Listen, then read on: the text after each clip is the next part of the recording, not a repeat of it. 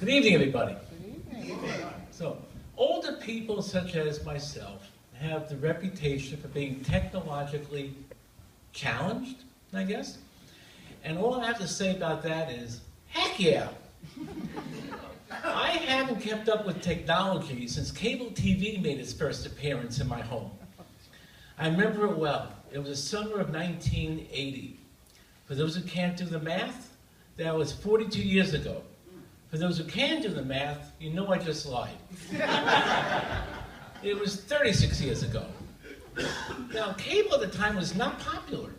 People didn't want to pay for something that they always got for free. And that's true for those of you who remember that time. But I felt like I was a pioneer. And I called the cable company up to get hooked up.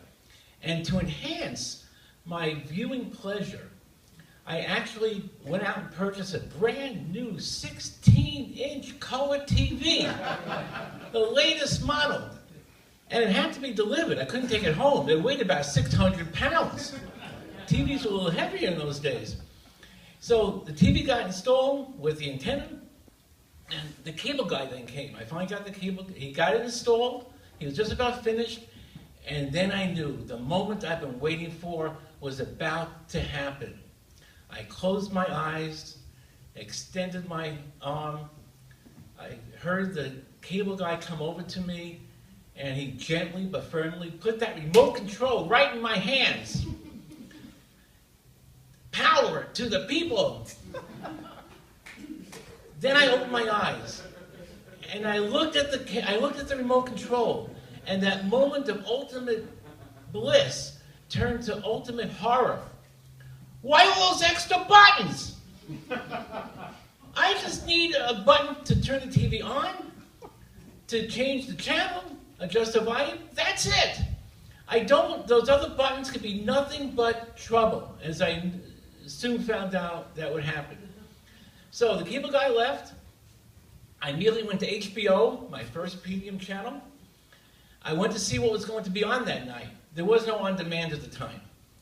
And then I saw at 8 o'clock, they were going to show the movie Alien. For those of you who may be familiar with it, that's the one where the alien baby pops out of this guy's chest. Great sci-fi movie. Now I knew I made a great investment.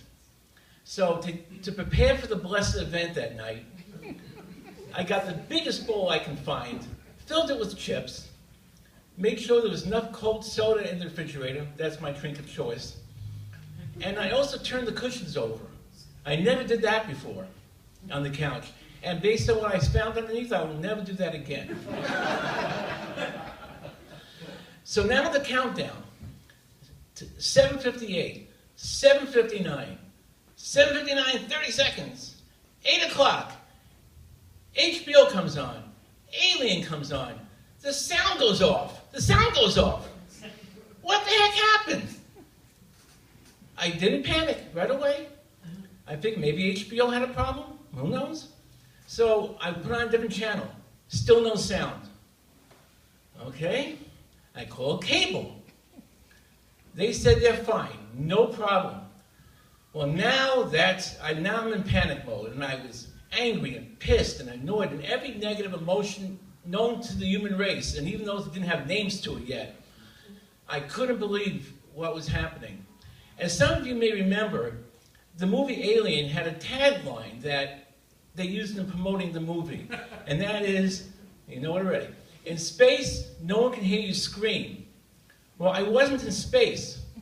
And all my neighbors heard, what the heck happened to the freaking sound? The closest I ever came to cursing.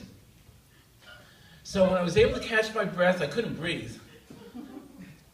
I called a friend of mine. I was telling him about the crisis I was going through. And if he could help me return that 2,000 billion pound TV back to the store to get one that had sound. He said, before I do that, I should hit the mute button on the remote. And I said, that is the stupidest thing I ever heard. Why would I hit the mute button if I already don't have sound? He said to humor him. Humor him. I wasn't in the mood for joking around at this time. But I went ahead and hit the mute button. And the sound came on. Think about this. I had to hit the mute button to get sound. I should have known that it was a possible solution, because another button on the remote, labeled on, I had to press to turn the TV off. So on is off, mute is sound. What's next? Cats lying down with dogs? Am I in a parallel universe where logic is just turned upside down? I knew from that moment on, technology and me, we weren't getting along. We weren't going to get along. And the relationship between technology and buttons has continued to this day. I mean, take this, whatever this is. This, oh, it's locked up on me. Technology. Take this iPhone. Well, don't take it. It's mine. We'll call them buttons. You call them apps.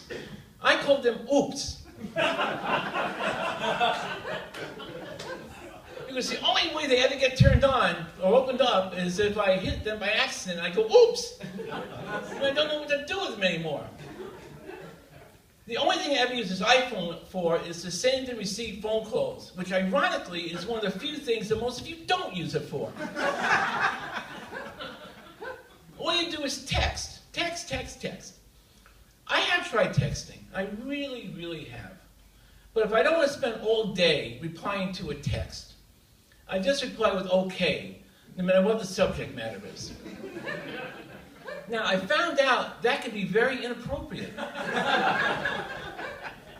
For example, I received a text, I just kidnapped your child.